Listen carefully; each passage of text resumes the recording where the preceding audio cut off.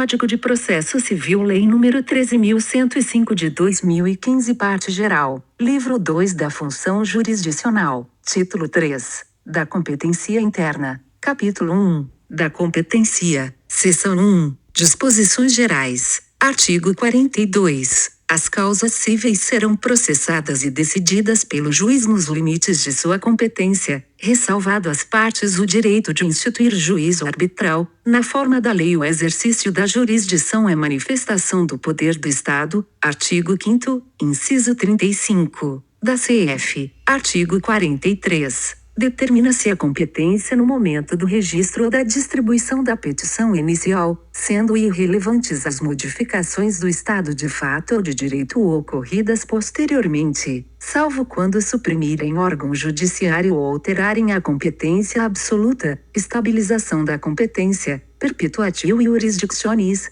que será restringida apenas pela competência absoluta e pela supressão de órgão jurisdicional. Artigo 44. Obedecidos os limites estabelecidos pela Constituição Federal, a competência é determinada pelas normas previstas neste Código ou em legislação especial, pelas normas de organização judiciária e, ainda, no que couber, pelas Constituições dos Estados. Artigo 96, inciso 1, alínea A, da CF. Artigo 45. Tramitando o processo perante outro juízo, os autos serão remetidos ao juízo federal competente se nele intervier a União, suas empresas públicas, entidades autárquicas e fundações, ou Conselho de Fiscalização de Atividade Profissional, na qualidade de parte ou de terceiro interveniente, exceto as ações, competência constitucional. Artigo 109, inciso 1, da CF. Modificação da competência. Inciso 1 de recuperação judicial, falência, insolvência civil e acidente de trabalho.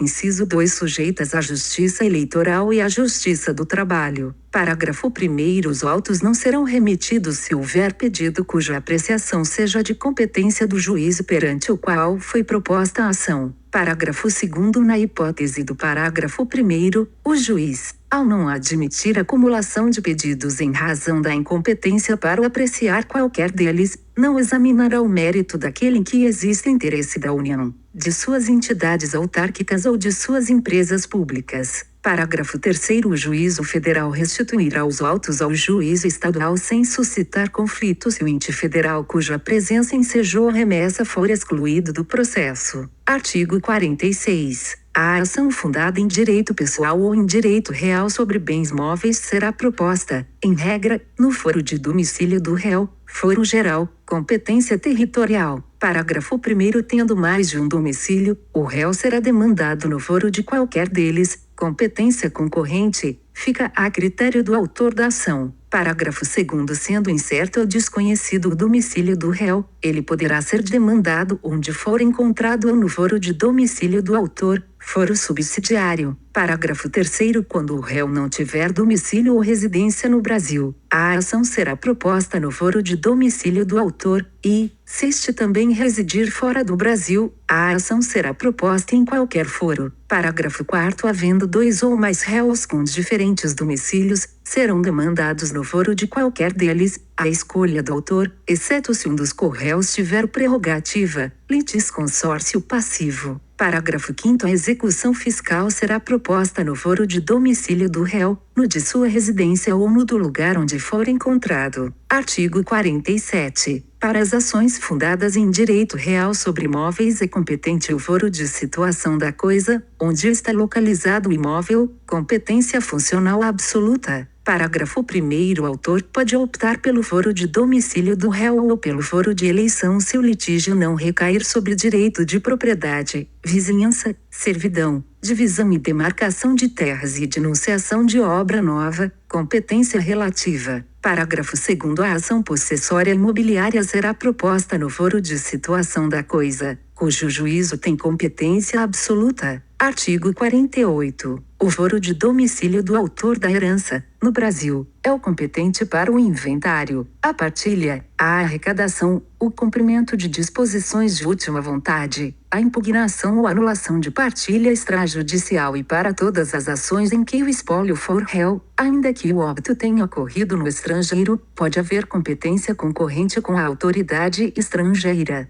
Foro do último domicílio, competência territorial exclusiva mas não inderrogável. Parágrafo único. Se o autor da herança não possuía domicílio certo, é competente. Inciso 1. O foro de situação dos bens imóveis. Inciso 2. Havendo bens imóveis em foros diferentes, qualquer destes. Inciso 3. Não havendo bens imóveis, o foro do local de qualquer dos bens do espólio. Artigo 49. A ação em que o ausente for réu será proposta no foro de seu último domicílio, também competente para a arrecadação, o inventário, a partilha e o cumprimento de disposições testamentárias. Artigo 744 do CPC. Artigo 50. A ação em que o incapaz for réu será proposta no foro de domicílio de seu representante ou assistente. Domicílio necessário do incapaz é o do representante assistente. Artigo 76 do CPC e artigos 3º e 4º do CC. Artigo 51. É competente o foro de domicílio do réu para as causas em que seja autor a União. Competência constitucional ratione personae. Artigo 109 da CF. Parágrafo único. Se a União for a demandada, a ação poderá ser proposta no foro de domicílio do autor, no de ocorrência do ato ou fato que originou a demanda, no de situação da coisa ou no Distrito Federal. Competência concorrente. Artigo 52. É competente o foro de domicílio do réu para as causas em que seja autor Estado ou Distrito Federal. Competência ratione personae. Parágrafo único. Se Estado ou Distrito Federal for o demandado, a ação poderá ser proposta no foro de domicílio do autor, no de ocorrência do ato ou fato que originou a demanda, no de situação da coisa ou na capital do respectivo ente federado. Artigo 53. É competente o foro, competência territorial relativa.